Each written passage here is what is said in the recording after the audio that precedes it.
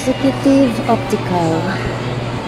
So, naata diri karon kay mamili ta og mga eyeglasses para sa akong mata. So, libre lang check-up, computerized. So, gi-adjust sa doktor ang butanganan sa chin kay mubo ra siya. Iyang gipatasan. So, computerized ang pag-check sa mata. Pagkahuman, gitest po sa doktor kung makaklaro ba ko aning mga gagmay nga letra nga iyang gipakita sa ako sa monitor, kung comfortable ba ko sa lens o di ba kayo blurry, di ba kayo hayag, di ba dark. So, ang gipili dahil nako nga lens is photochromic with anti-radiation na siya. Full protection na daw ni siya. So, mao ni ang grado sa akong mata. Nako dali sa EO.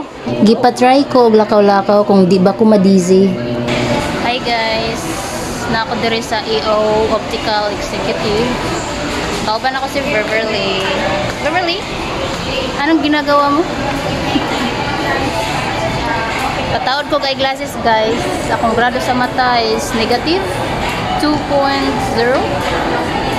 Sa right eye niya sa left kay negative 2.5.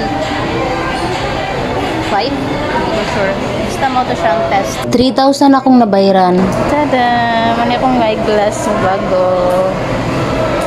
Love your eyes. Okay. Ako na isulot. Ay, gamitin mo.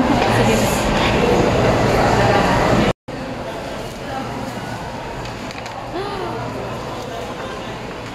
Klaro siya.